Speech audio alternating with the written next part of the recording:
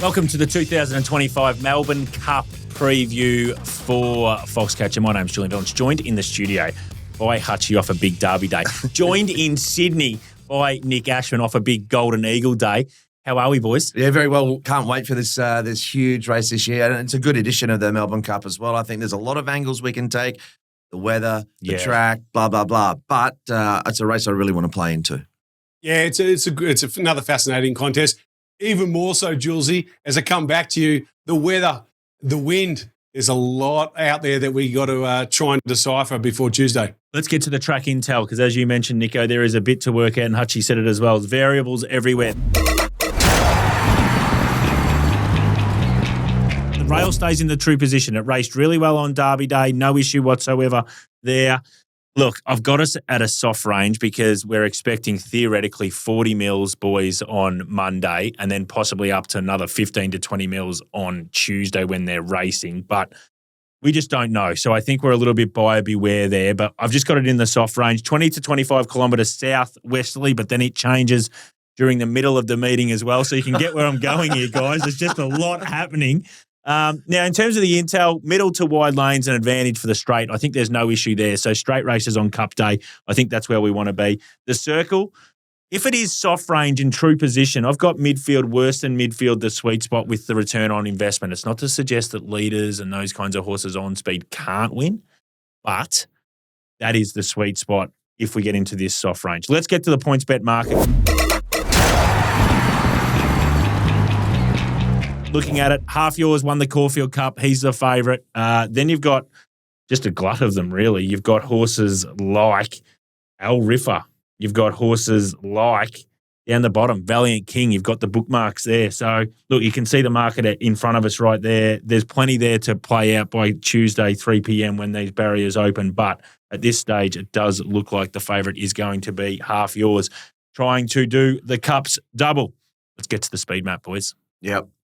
Interesting here. So I've had a crack at it. It's a bit hard with these internationals, but I'm doing my best. The chop in any time you want. I think Smoking Romans probably tries to roll with the front. Now, International Goody Two Shoes has drawn 20. I think they've only got one hope here. I think they have to roll outside and go forward. I think changing the guard from that gate has to roll forward. And I think the horses like River of Stars probably has to push forward from 14. Any thought process there in that changing? Oh, the three horses that you've identified, they're changing the guard, River of Stars, Smoke and Romans. Those are the three main ones that I had sort of going forward. I wouldn't be surprised if they're half positive on Al Riffa from that barrier. I don't think they're going to want to get too far back either, but not saying they'll contest the lead, but I think they've got to chance their arm a little bit. But like I said, I think the tempo looks pretty reasonably genuine early. Nico? Yeah, I thought with changing of the guard, just with those blinkers on, he's got no option. I thought he might actually cross and lead. Just Smoking Romans, that small query at 3,200 metres, they might opt for that softer run behind the lead, and that probably paves the way for Goody Two Shoes to eventually sit outside the lead. And I thought River of Stars might get the gun run and one out, one back. Yeah, I think River of Stars will be probably, in terms of horses sort of going to be, solid winning chances, it's probably going to have the map advantage over horses like Half Yours, Presage Nocturne and Valiant King, who draw 8, 9, 10. You'd think they'll probably follow each other, but they're going to be no knock from where they are. They're going to find a beautiful spot midfield, you would think, probably all of them probably one off. I would say Half Yours probably gets the map advantage over them because we know that it shows gate speed. I know it was moderately out in the Caulfield Cup, but Jamie Carr would know that. I think midfield would be no issue there. And look, depending on how the track is on the day, but I think the real advantage is like if the inside chops out or a lot of factors, but it advantages those horses drawn 8, 9, 10 that you mentioned, the Half Yours. Those horses, they're going to be in the sweet spot. They will find the right part of the track no matter how it sort of is playing. So it's a big advantage for those horses that are in the middle. Absolutely. Let's get to runner-by-runner preview. So strap yourselves in, punters, because we're going to go through each horse. Boys are going to give us some commentary. Then I'll just give my price. And we'll move on. So I'll steer the ship. We're going to start, Hutchi, with the one, Al Riffa. Time form 125 plus. What are we doing with him? Al Riffa, I don't think he can win with the weight for mine. I think, and it is a bit of a tricky draw as well. So I know brings a premium form. Looking at the figures from overseas, they're good, but they're not that much clear with the weight. So that was the concern for me. So I know he's highly touted, but I couldn't be with him. Just to add to Hutchi's, weights have gone up an extra kilo this year. That makes it a bit tougher, I think, for that top end of the market. Obviously, we've had two horses come through the Irish, Ledger and Win, Media Puzzle, Vintage Crop and Twilight Payment. they both carry 55.5, so 59, even 58 in the old scale is a bit of an ask. But Mzara, dead set could ride anything at the moment. Best jockey in Australia, Hutch. Oh, mate.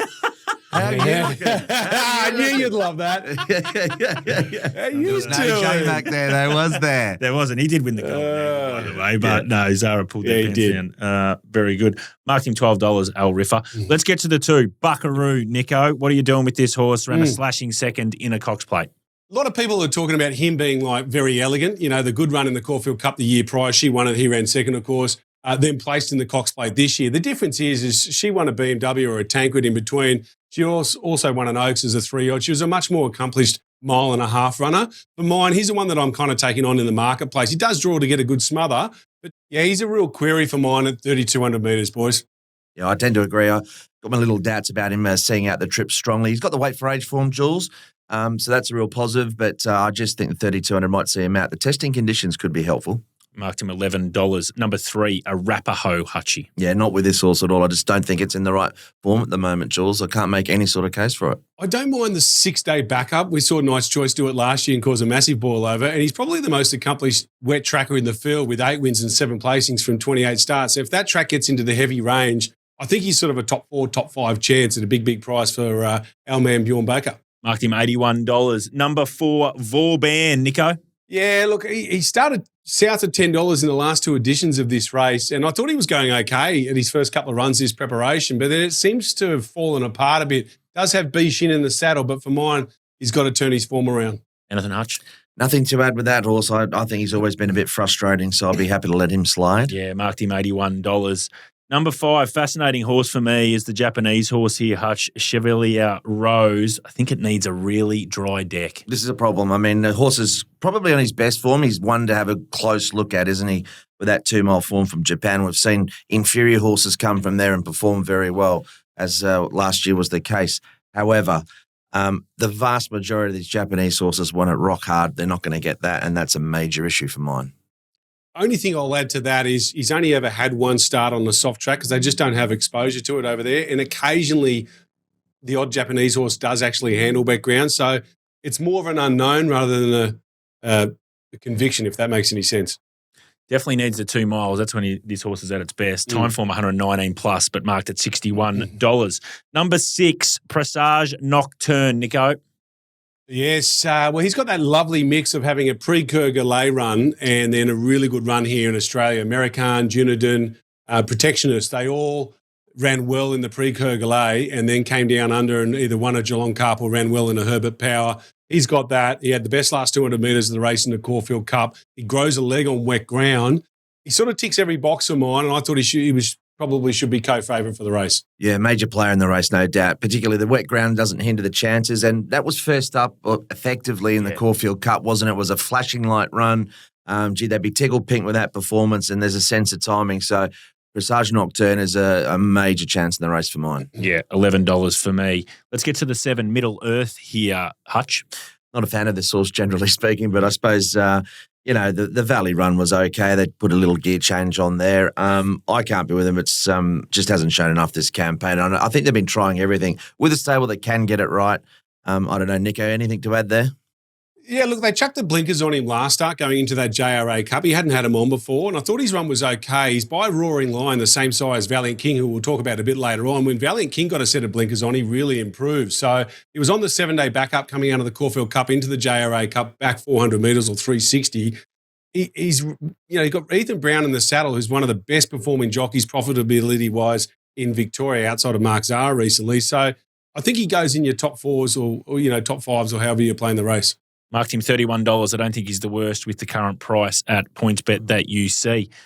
Number 8 here, Hutch, Maidan. They've got a bit of a change of jockey. Go to James McDonald, second best in Australia. Probably a pretty good upgrade from whoever the hell they had on previously. And J-Mac Andre Zeni. Andre can butcher one, can't he? But look, I thought this horse ran really well, actually. It was an interesting run at Caulfield. I didn't have any favours. He was too neutral early, obviously caught wide, and was probably just a horse that you'd be happy to oppose. But that last 100, 200 metres, then you're looking at it going, when balanced up, started to hit the line, and you start thinking to yourself, Flemington, big track. So those are the positives. I don't think the ground will be any issue, even though not overly exposed on it. The little question mark could be the distance, but they're happy to back him in. And by all accounts, has really come on for the run. So he's a very interesting runner for mine. I'd be keeping him safe.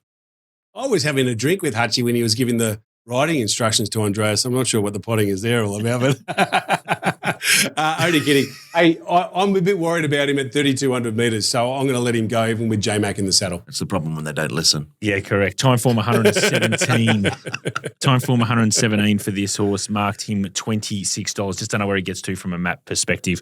Number 9, Nico, Absurd. Yeah, he's run 5th and 7th in the last 2 runnings of the race. He's run pretty well, to be fair. And I thought just if you watch the replay of the Caulfield Cup, he was sort of restricted for a bit of room. I can't have him winning the race. I just think he's had enough chances. But I tell you what, he's the type of horse that could run into the top 4. Yeah, I think it wasn't a bad run. It was one of those pleasing enough runs, I think, last start. So he's not a million miles away. And once again, if the ground gets heavy, I think he'll get through that okay. So interesting run. It's a price thing with him. Depends what price he gets to. He might be the overs compared to some of the others with the same form from that Caulfield Cup. I think that's about bang on with that. 112 time form. You could push him to 114 if you wanted. The gate, I think, helps. Okay, McAvoy probably helps. They've had the run extra. They've changed it up a little bit for the horse. Marked him $26. I think you're bang on. We might get a bit bigger than that. He wouldn't be the worst. Absurd.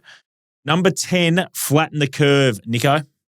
Yeah, look, he's a German galloper. Interesting one, this bloke, because he switched stables at the start of this year and has only been beaten once since then, and that was in that Belmont Gold Cup, that Parchment Party one, when they switched the race from turf to dirt. So, and he just didn't go as well. He's a winner over 3,200 metres. Look, I know his time form rating doesn't stack up, but there's a little bit to like about the way he's progressed this campaign. Not only that, Nico, I think if this rain, depending on how much arrives, if we get deep into the heavy range, this is a horse that I'd be considering at a price as well. And how about the rider's name? Tall Hammer Hansen. Yeah. Love it. But the hammer could be coming down the outside. This horse will really like the ground, so it'll just even the playing field a little bit.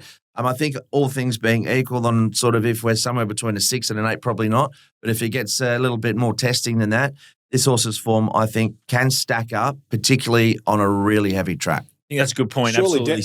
Yeah, go, Nico. Surely Daniel Andrews is back in the horse, isn't he? Yeah, okay. I'm glad I sort of let you interrupt for that. Thor, the key there, the hammer. I just don't know where he gets to from 17, Hutch. That's going to be the key factor there. But I think you're right. This horse does swim. Time form 105, but progressive $81. Number 11, Land Legend, Hutch. No chance at all. Riding fee for Joe Moreira here. This horse has just gone backwards and isn't doing things right. So he's making up the numbers for mine. Nothing for me. 200 to 1. Let's get to you for the last one before we take a break, Nico. Number 12, Smoking Romans. 9-year-old, loves Flemington. He's got 11 placings from 21 on wet track, so he's adept in those conditions. Good jockey in the saddle. Benny Mellum will be on speed, giving himself a chance. Just a query at the 3,200 for mine. Yeah, I think would do well to run top 10. Rolls forward, that's its best chance. Probably might lead them the first time past the post, 100 to 1 for me. Race jumps in 2. Got to be quick. You need something quick? I got something blistering. 5 for 25 from PointsBet. It's like hot sauce, but for racing. 5 taps, and it's on. Yeah, that's hard. Aw, thanks, babe. 5 for 25 from PointsBet, now available on racing. Yeah, that's built different. Imagine what you could be buying instead. For free and confidential support, call the number on the screen or visit the website. Righto, Hutch, let's get to number 13, Changing of the Guard. Yeah, no, the wide barrier, like we said, could be a pace influence anyway. I think they'll be pressing forward. But, look, I think this horse's overall form is a little hard to trust. One, I don't think it's quite good enough, and I'd be opposing him. Can't have him on a wet track, so I'll let him go. 200 to 1 for me. Let's get to the favourite here, Nico. It's called Half Yours. Yeah, Caulfield Cup winner, looking to become the 3rd horse in this century to complete the double. He hasn't run a bad race, this guy, so I feel bad not taking him on. I've got him marked double figures. I think when I look at his data out of the Caulfield Cup, he's going to be better at 2,000 metres in time. I've made a lot of mistakes in my life. And You've made another one here. I'll be taking him on. I'm taking him on. Go on. You've made another one here, my friend. How can you have this at double figures? Half Yours. It's got the more I watch that Caulfield Cup, this run was huge. It was very strong through the line. The wet track is no issue whatsoever. I'm warming even more to it. I know we're all looking behind Nico. It's sort of some of the horses in behind to see which ones we want to follow into the Cup. It's still only got 53.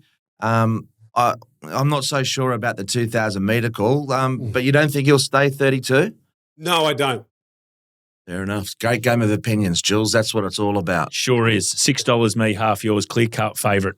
Number 13, More Fallons. Hutch. Yep, number 15. And he's a horse that I don't think we can make too strong a case for, really. He hasn't been too far away. Nico, you know this horse well from Sydney. The Metrops and Ledger runs have been, I think, okay. I've got a few others behind him, but I wasn't that keen. He's the best long shot in the race. I had a good look at him at $81 this morning. He turned heads in that 2023 Geelong Cup when he stormed home, beaten less than a length. He went around $26 in Without a Fight's Melbourne Cup. The Caulfield Cup that year rated better on my stuff than this year's Caulfield Cup. So if you draw a line sort of through that, it's a little bit of a long bow. He's massive overs for mine at $81. I thought he's taken his time to get fit this preparation, but I thought the run 2 runs ago in the Metropolitan was pretty good. I reckon they just backed off him looking at his late split in the St. Ledger up here at Sydney. I reckon this has been his target all along. He reminds me a bit of Shiraz from a couple of years ago. He's done nothing until real late on the piece. I expect a big run from him on Saturday. And Tommy Berry, absolutely airborne up here at the moment. Marked him $81. Let's get to number 16, One Smooth Operator. Oh, the heavens, they've opened. If they open up like they predict, this is the issue for this horse. And I reckon he would have been a really good value chance in the race, Jules, with that Moonee Valley Cup win. Thought it was good. We've seen him down here twice. He had excuses last year in the Melbourne Cup. It wasn't that bad of a run. But the issue we have with One Smooth Operator is the ground. I still feel if on the day he gets out in the market because of the ground concerns, he's still worth a play of some description. I mean, what's he at the moment in the market? $19. 19. He might get to 40s, 50s. The market just might spit him out, and I'd still have something on him. I think, Nick, I'm not sure what you thought of his Australian performances, but both last year and this year, he's been good. And like I said, I thought there were excuses in the Cup last year. Yeah, and look, I've got his Moonee Valley Gold Cup win this year, rating 3 lengths better than the Geelong Cup last year. So I think it was a good performance. Just my little query, obviously the one you identified, the wet track, but also just whether or not he goes better fresh off the plane when he comes down here. There are excuses last year, but we'll find out in a couple of days' time whether or not he's just a better fresh horse when he travels down under. I don't know what the opposite to a rain dance is, but I'm doing it. I've marked him $10. I could have him much, much shorter, but right. I agree with everything you say, Hutch. I think the clouds might ruin this horse's chance. Let's get to 17, Nico, further. Yeah, Northern Hemisphere 3-year-old, the only one in the race. Now, here's a stat for you. If you look at the Northern Hemisphere 3-year-olds that have performed well out here, there's been 7 that have come out to Australia without a run. Going right back to Marla in 2007, Rekindling, Cross Counter, Il Paradiso, Tiger Moth, Dover Legend, and Hu Ya Mao. Their record reads 7 starts, 2 wins, 2 seconds in the third. The 2 unplaced runs, Dover Legend and Hu Ya Mao, were both copped wet tracks, so maybe they were a bit unlucky. Now, this bloke's time form rating isn't as good as any of those horses I just mentioned. It doesn't have to be as good. That's the question I'm going to put back to you, Hutch. Yeah, I think it's a really interesting run. I mean, I see he's by Wild Guys who won an arc in very testing conditions. I would think the ground would be fine. He's only had 1 run on a heavy track. He finished second. I like the 3-year-olds. I think they get in with the right weight. They're nearly 4 anyway in another couple of months. So they did adjust that sort of weight scale a little bit going back a few years because of their success rates. But he's a really interesting runner for mine. You would have looked at the time figures for mine. They're pretty good actually, aren't they, with further? 115. So look, a lot less than say Cross Counter and Rekindling, but they were just absolutely thrown in back in the day when the 3-year-olds weren't getting that much weight. 115 has him about 3 points short of where he probably needs to be from a template point of view for me, which I've worked on, but I've marked this horse $17, and I think there's much bigger out there on the PointsBet trading floor right now. So he's one you could play at a price. Absolutely. Next horse we're going to look at, Hutch, I'll stay with you, is Parchment Party, the 18. Yeah, we don't need to spend too much time on this horse. I wouldn't have thought he'll struggle. He won that race that Nico mentioned over in the US, and good on them for coming, but hope they enjoy the trip. Yeah, good coup for the RV. Well done to them to get this horse out. He's a big boy. You won't miss him in the mounting yard. When I convert his ratings across, I reckon he's about 4 to 7 lengths off where you need to be, so I'll let him go. Time form 105 plus, marked at $81. 19, Athabaskan. I stay with you, Nico. He's fifth up, and when he's at this stage or deep into prep, he's none from 9. So he's going to struggle a bit. He does sort of get to sort of maybe settle a bit closer than what he did in the Moonee Valley Gold Cup from Barrier 1. What I will say is if you like one smooth operator, then it's easy to sort of make a case for him as a top 4 chance. He was beaten less than a length and meets him a kilo better at the weight. So, you could at least entertain him as running a bit of a cheeky race. Yeah, I tend to agree with that. I find him a hard one to sort of gauge this horse. He doesn't always turn up.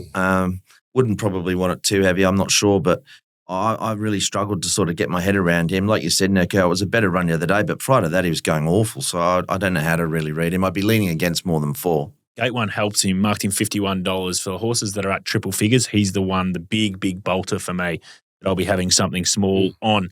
Number 20, I'll stay with you, Hutch. Yeah. Goody Two Shoes. Yeah, like you said, could be a pace influence in the race. This is a horse that might go forward, and I don't think the ground will be any concerns that one would imagine. Doesn't quite bring the numbers of some of the others. That's a little bit of the worry for me from overseas. So I just think if you're going with some of the internationals, this is one that had a little bit to find, Nico. Interesting one. This part owned by JP McManus, who's one of the biggest punters going around. So ex-Irish jumps horse now on the flat. She's been a real revelation. She's won 6 of her last 7 starts. She did get beaten last time out in the Lily Langtree, which is the same race that River of Stars came through before she came out to Australia. But I don't know. There's something about her that I quite like, the progressiveness of her. And that's exactly what you look for going into a handicap. Just a query on really wet ground, I would have thought. Time form 106, marked this horse $61. Hutch, 21, River of Stars. Yeah, big player. I looked at that run once again in the Caulfield Cup, and of those that were close to that, fast mid-race burn that transpired, River of Stars run was great and actually couldn't build at a key stage. So the more I went back, I thought it was an even better run in some respects. It started $91 there on the back of some lackluster form. But all of a sudden, she's in the game now. She's in the game big time. She'll handle the ground. I know she hasn't won on a wet track, but she's acted well on wet tracks. No weight. I think they can probably be positive from the barrier as well. Hasn't won in a while. But Nico, I think this is one that you were keen on. Yeah, I am. I've got her on top. She's my bet for the race, or at least standout for me. But look, I think the SP got it wrong last time out. She was the only horse inside the top 9 to finish in the top 7. The top 9 at the 600-metre mark to finish in the top 7. So that sort of highlights what you just said about that pace. The 3,200 metres will suit her better, and the bigger track will suit her better as well. She's a big track horse. So, and I think if you look at some of her wet form over in Europe, it was pretty good as well. I think she's going to be the one to beat on Tuesday. She's the one that's going to be sort of forward of midfield, probably just trailing a good even tempo. She's going to hit the front at some point. It's just whether or not some dirty, rotten swipper can knock her off inside the last 200. Yeah, marked at $15. There's much bigger out on the PointsBet trading floor, so definitely has to be entertained. 22, stay with you, Nico, Royal Supremacy. Yeah, I love a winter prep for a Melbourne Cup aspirant. It's sort of been a bit of the flavour of the last 5 or 6 years, and that's what he sort of brings here. His campaign started in the Scone Cup back in May. It took 3 runs for him to actually win a race out here, and then they just spaced his runs, indicating that they probably thought that these types of targets were suitable for him. So he was good in the Metropolitan. He won that in good time. I just wonder if they backed off him going into the Caulfield Cup with the view of maybe getting him to peak again for the Melbourne Cup. It's not easy to do. He's got last year's Melbourne Cup winning jockey. He's got some okay wet numbers. I think he's a top 5 chance. Yeah, nothing much to add for me. $31 for me in price ability. Hutch, Torrenzino. Yeah, I don't think it's the right form. It was a nice win in the Geelong Cup. Good little story as well, but would need to lift a lot off that, I would have thought, Jules. No Aussie horse has done the Geelong Melbourne Cup double. Was second to Valiant King in the Bar Cummings. It was a pretty hot tempo in that race. So he's not the worst, I would have thought, and jockey beating market expectations immensely at the moment, Celine Gaudray. Marked at $61. Let's get to the 24, Valiant King, Nico. He's a really interesting runner, isn't he? He was well backed when he was 6th in the 2023 Caulfield Cup. That was his first Aussie start as a European or Northern Hemisphere 3-year-old. Then he was unsighted for a year and did nothing in 4 runs last spring. And then he had 2 okay runs out of 4 in the autumn. And then all of a sudden, they put the blinkers on second up this campaign in the Bar Cummings, and he went like Farlap, Burnborough, call it whatever you want. He won that in really fast time. And then he proved that was no fluke performance with a really good run in the Caulfield Cup. For mine, he should be co-favourite around that $7.50 mark with Passage Nocturne. Yeah, that Bart Cummings form's worked out so well. And gee, it was an impressive win, wasn't it? And didn't lose any admirers in the Caulfield Cup. The barrier probably beat him. The ground won't be an issue for him. He's a hard one to knock. He's got to be at the top of the list somewhere as well. So I still think I'm backing around him a little bit with a couple of the others from the same form reference, but he's the one I'm terrified of. I think Valiant King's got a major chance. Priced him $12. Yeah.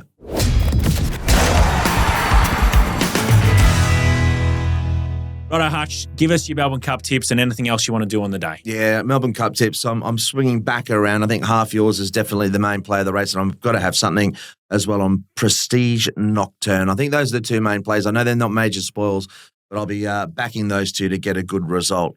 Outside of that, there's a few other I'd like to play on the day. I've got one at a price in race 3, number 8, Snitch Sonic.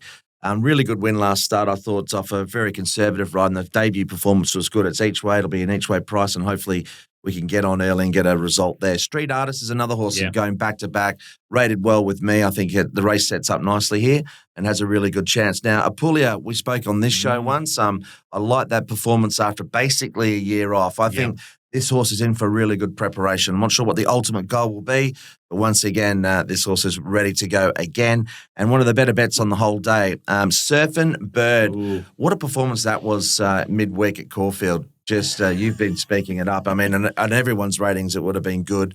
And I think she looks something pretty special. Love that from you, Hutch. Nico, what are you doing for the Cup and anything else on the card?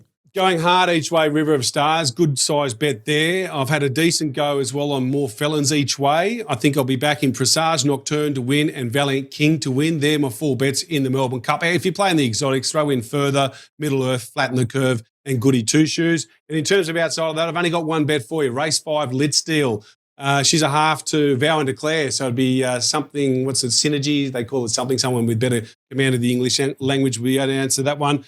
If she won on the first Tuesday of November, around $4.50, Craig Williams in the saddle. She'll do me. They call it a load of garbage.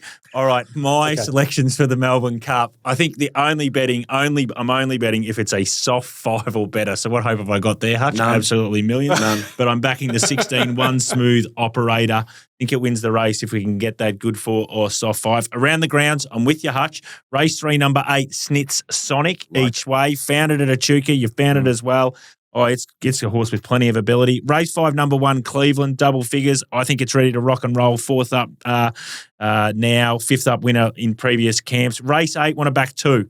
The 4, Bakash, and the 15, Ludlam. I think they're both going really well. Bakash deep into the prep. Ludlam, a really progressive horse. Race 9, I'm with you as well. Surfing Bird, she is a jet.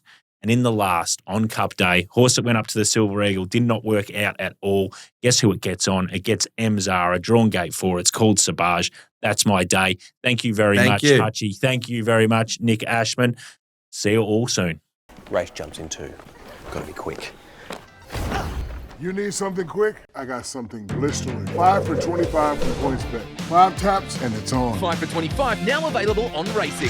PointsBet, built different. Imagine what you could be buying instead.